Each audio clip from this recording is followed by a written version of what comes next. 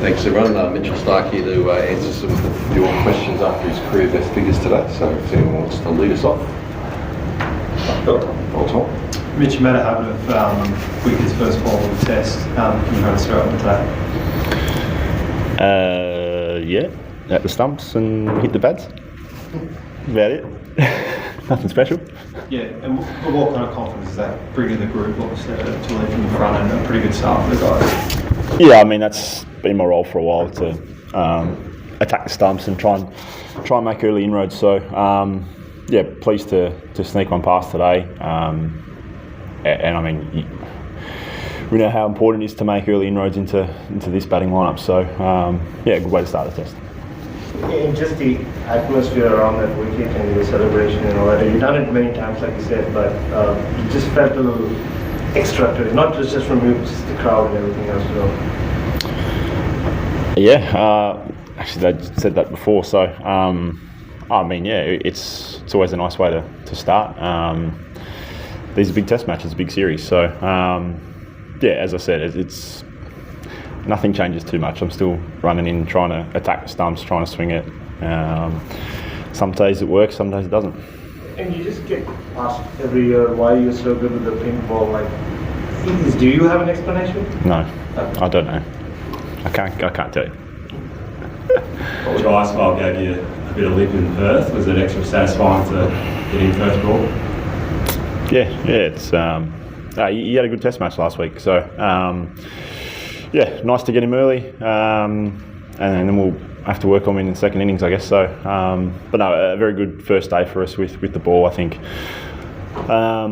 after that first error, I think we were pretty bang on. So, yeah, nice way to start the test, but a nice day one for us.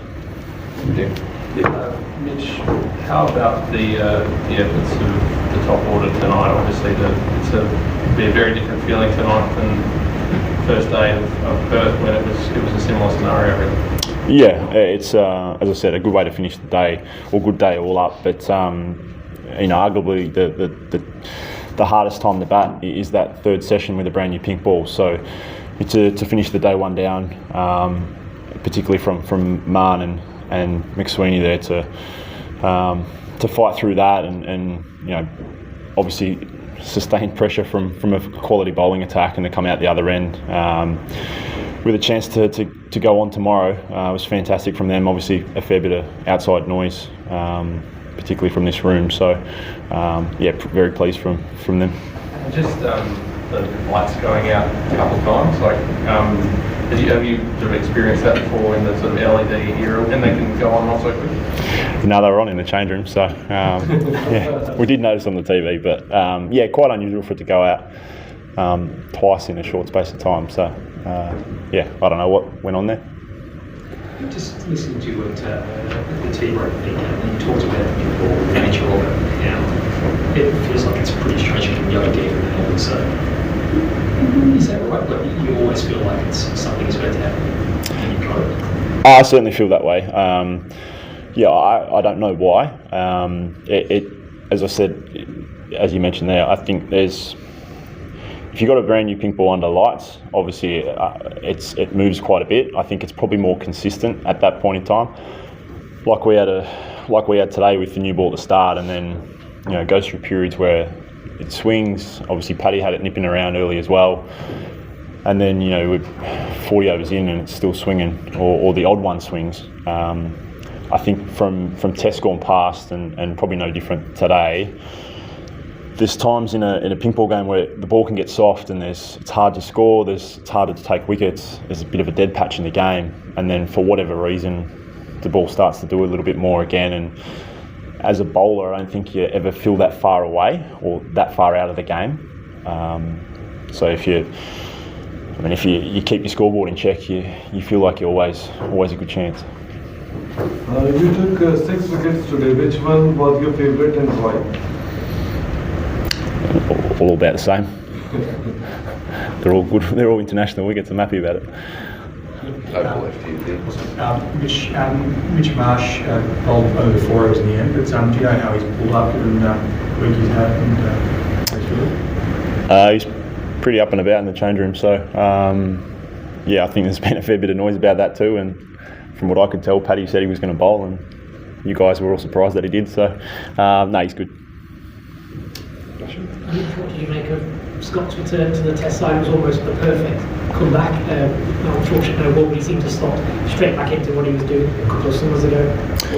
Yeah, no surprise from us. I mean, that's Scotty Boland. I think those who've played with him or against him or seen him in domestic cricket for a long time now, know what you're going to get with Scotty. And I played that Shield game against him a few weeks ago, where he's coming back from a niggle, and coming into the start of the game, he probably looked a little bit underdone, but by the end, he was pretty close to his good stuff. So, watched the spell of his in the PM's game, and that's what you expect from Scott, the good stuff. He's always challenging the defence, and then we saw it again today. So, no surprise from us. Obviously disappointing for Josh, but fantastic for Scott to come back and be effective straight away.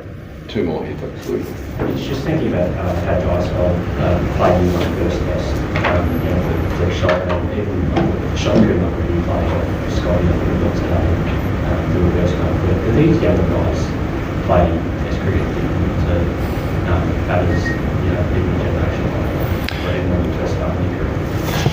Yeah, the game's changed. The game's allowed to change. I guess that's partly the T20 era, isn't it? It's some of these guys grow up through IPL cricket, and there's no fear, or there's the expectation to be very good from the get-go, and they're quality players from the time they get into international cricket, no matter what their age is. So we've obviously seen a little bit of Jaiswal before last week, and then obviously had a fantastic innings in the second innings, and then some of the shots that Kumar Reddy played today.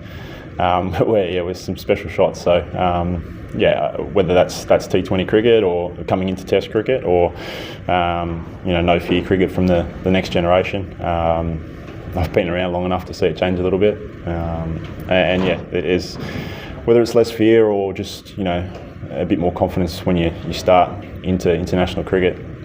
You'd have to ask those batters, but I'm sure it's exciting to watch from your guys' point of view and from the crowd as well. Last one.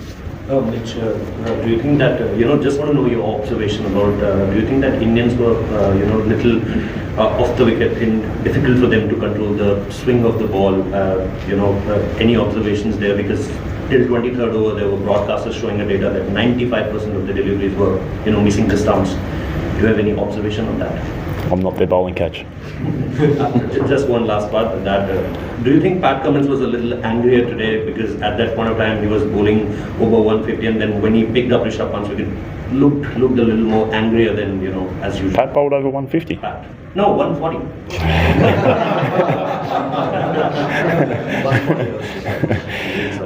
No, he looked in a good rhythm. Looked like he took the handbrake off a little bit and bowled some nice fast stuff, some short stuff. I wouldn't say he was angry at all. I just thought he was in a good rhythm. We know how skillful Pat is, so sometimes he's not going to take Pfeiffer, but he's always going to be in the challenge. And I thought he bowled all the good stuff, probably a lot of unlucky stuff today as well. So that's Paddy. He knows his game so well. He's so skillful, and on any other day it could have been 5 for him. Thanks everyone. Thank you.